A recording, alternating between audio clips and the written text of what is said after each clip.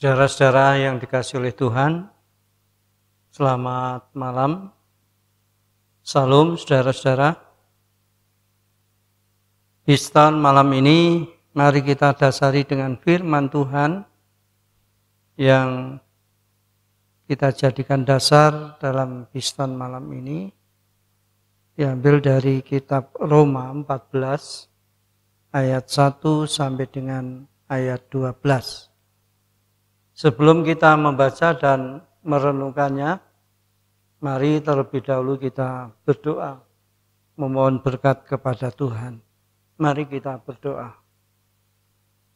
Bapa yang di surga, di dalam nama Tuhan Yesus Kristus, kami bersyukur jikalau malam ini Engkau telah mengumpulkan kami untuk bersekutu, untuk memuji memuliakan nama-Mu, menerima akan firman-Mu.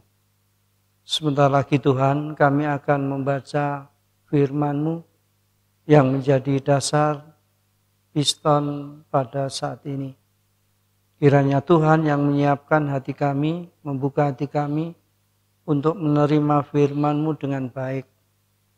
Dan pakailah hamba-Mu jikalau nanti akan menyampaikan perenungan kepada warga jemaat-Mu. Kami serahkan semuanya ini hanya ke dalam tangan kuasa-Mu. Di dalam nama Tuhan Yesus Kristus kami berdoa. Amin. Saudara-saudara yang dikasihi oleh Tuhan, Roma 14 ayat 1 sampai 12 demikian. Jangan menghakimi saudaramu. Terimalah orang yang lemah imannya tanpa mempercakapkan pendapatnya. Yang seorang yakin bahwa ia boleh makan segala jenis makanan, tetapi orang yang lemah imannya hanya makan sayur-sayuran saja. Siapa yang makan, janganlah menghina orang yang tidak makan. Dan siapa yang tidak makan, janganlah menghakimi orang yang makan. Sebab Allah telah menerima orang itu. Siapakah kamu, sehingga kamu menghakimi hamba orang lain? Entahkah ia berdiri, entahkah ia jatuh, itu adalah urusan tuannya sendiri. Tetapi ia akan tetap berdiri karena Tuhan berkuasa menjaga dia terus berdiri. Yang seorang menganggap hari yang satu lebih penting daripada hari yang lain, tetapi yang lain menganggap semua hari sama saja. Hendaklah setiap orang benar-benar yakin dalam hatinya sendiri. Siapa yang berpegang pada suatu hari tertentu, ia melakukannya untuk Tuhan. Dan siapa makan, ia melakukannya untuk Tuhan, sebab ia mengucap syukur kepada Allah. Dan siapa tidak makan, ia melakukannya untuk Tuhan, dan ia juga mengucap syukur kepada Allah. Sebab tidak ada seorang pun di antara kita yang hidup untuk dirinya sendiri, dan tidak ada seorang pun yang mati untuk dirinya sendiri. Sebab jika kita hidup untuk Tuhan, dan jika kita mati untuk Tuhan. Jadi baik hidup atau mati, kita adalah milik Tuhan. Sebab untuk itulah Kristus telah mati dan hidup kembali, supaya ia menjadi Tuhan, baik atas orang-orang mati maupun atas orang-orang hidup. Tetapi engkau, mengapakah engkau menghakimi saudaramu? Atau mengapakah engkau menghina saudaramu? Sebab kita semua harus menghadap tahta pengadilan Allah. Karena ada tertulis, demi aku hidup, demikianlah firman Tuhan, semua orang akan bertekuk lutut di hadapanku, dan semua orang akan memuliakan Allah. Demikianlah setiap orang di antara kita akan memberi pertanggungan jawab tentang dirinya sendiri kepada Allah. Demikian firman Tuhan. Berbahagialah setiap kita yang menerima dan yang melakukannya. Saudara-saudara, tema renungan kita malam ini yang sudah ditentukan oleh gereja, yaitu jangan menghakimi. Jangan menghakimi. Saudara-saudara yang dikasihi oleh Tuhan, menyalahkan orang lain atau kelompok lain lebih mudah daripada menyalahkan diri sendiri atau kelompoknya. Demikian juga dengan menghakimi. Kita lebih mudah menghakimi kesalahan orang lain daripada diri sendiri atau kelompoknya. Salah satu strategi ampuh yang iblis pakai untuk merusak gereja adalah dengan menyebabkan perpecahan dalam tubuh Kristus. Perpecahan terjadi dalam jemaat Roma karena adanya pihak yang kuat dan yang lemah. Kalau kita baca dari bab 15 ayat 1 bagian A dikatakan kita yang kuat. Sedangkan ayat 1 bab 14 dikatakan terimalah orang yang lemah imannya tanpa mempercakapkan pendapatnya. Pihak yang kuat adalah mayoritas, yaitu orang-orang Kristen non-Yahudi yang merasa bebas dari hukum Musa. Sedangkan pihak yang lemah adalah orang-orang Kristen Yahudi yang masih terikat tradisi sesuai hukum Musa. Misalkan ayat 2 dan 5. Yang seorang yakin bahwa ia boleh makan segala jenis makanan. Tetapi orang yang lemah imannya hanya makan sayur-sayuran saja. Yang seorang menganggap hari yang satu lebih penting daripada hari yang lain.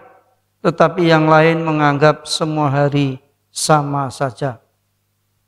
Saudara-saudara, pihak yang kuat seringkali menghakimi pihak yang lemah dalam hal praktek-praktek tentang makanan dan hari khusus. Paulus menasihati agar kedua pihak itu saling menerima meskipun terdapat perbedaan. Menerima bukan sekedar mengakui keberadaan orang lain, melainkan memperlakukannya sebagai saudara. Inilah ciri khas umat Allah. Namun, ini sulit terjadi jika pihak yang kuat memaksakan diri kehendaknya kepada pihak yang lemah.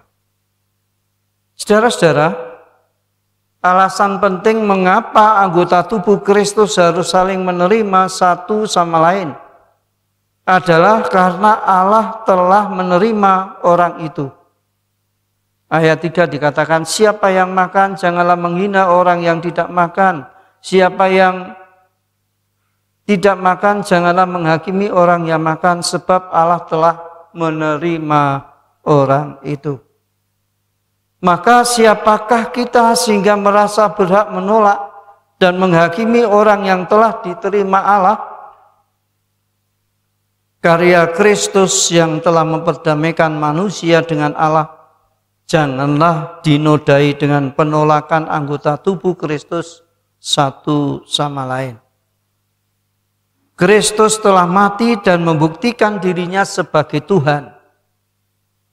Dan itu sudah dinyatakan di dalam ayat yang ke-9. Sebab untuk itulah Kristus telah mati dan hidup kembali supaya ia menjadi Tuhan, baik atas orang-orang mati maupun atas orang-orang hidup. Sebagai Tuhan, Dia berhak menghakimi dan kepadanya setiap orang akan memberi pertanggungan jawab. Dalam perspektif pengadilan Allah, tidak ada seorang pun yang lebih baik atau yang lebih berhak untuk menghakimi orang lain. Seringkali masalah-masalah remeh dalam gereja menjadi penyebab perpecahan. Ada kelompok yang lebih benar dibanding yang lain. Ada yang merasa berkaya lebih banyak dibanding dengan orang lain. Di sini Rasul Paulus mengingatkan bahwa dalam hal-hal yang tidak hakiki, yang paling penting bukan masalah siapa yang benar atau salah, melainkan bagaimana agar anggota tubuh Kristus dapat hidup sebagai sesama saudara yang telah menerima karya Kristus, yang akan bersama-sama menghadapi pengadilan Kristus. Saudara-saudara yang dikasihi oleh Tuhan, secara sadar atau tidak sadar, kita sering menjadi hakim atas orang lain. Entah itu dia saudara kita, teman kita, pacar kita, bahkan suami atau istri kita. Melalui renungan pada saat ini, kita harus bisa menghargai perbedaan yang sering terjadi di antara kita. Kita semua yang percaya pada Kristus adalah milik Bapa di surga. Kita percaya bahwa setiap kita yang percaya kepada Kristus telah ditebus oleh darahnya yang tercurah dari kayu salib. Semua manusia tanpa terkecuali akan dihakimi dan mempertanggungjawabkan hidupnya di hadapan Sang Hakim yang agung. Saudara-saudara, di dalam Kristus kita adalah satu tubuh. Sekalipun tubuh itu beraneka ragam, namun tubuh itu satu kesatuan, di mana jikalau tubuh itu saling menerima dan melakukan tanggung jawabnya, maka tubuh itu akan berfungsi dengan baik. Tetapi sebaliknya, jikalau anggota tubuh itu terjadi perselisihan, maka kehidupan bersekutu itu akan terganggu. Sekalipun anggota tubuh kecil, tapi itu sebenarnya dibutuhkan. Sekalipun tubuh itu lemah, itu dibutuhkan. Dan yang kuat juga dibutuhkan. Jadi jangan sampai meremehkan, menganggap lemah yang lain. Kita semua adalah satu di dalam tubuh Kristus. Saudara-saudara, firman Tuhan malam ini menekankan kepada kita supaya kita jangan menghakimi orang lain kalau tidak mau dihakimi orang lain. Mintalah Roh Kudus untuk memimpin perjalanan hidup kita supaya kita bisa menghargai perbedaan, supaya kita bisa mengakui orang lain dan kita dijauhkan dari menghakimi orang lain. Tuhan memberkati kita semua. Amin. Mari kita berdoa. Kepadamu ya Tuhan, kami datang mengucap syukur.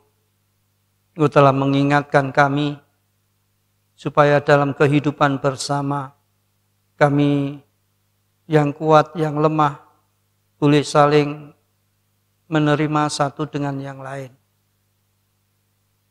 Yang kuat justru menopang, menolong yang lain.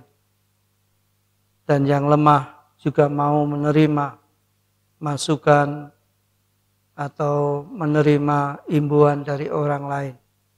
Kiranya Tuhan menolong dan memberkati, sehingga kehidupan kami, baik yang lemah, yang kuat, tidak akan terjadi saling menghakimi di antara kami.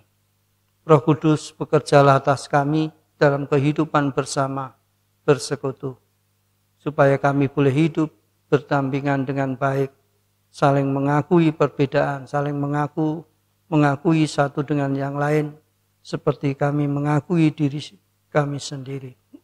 Di dalam nama Tuhan Yesus Kristus kami berdoa. Haleluya. Amin.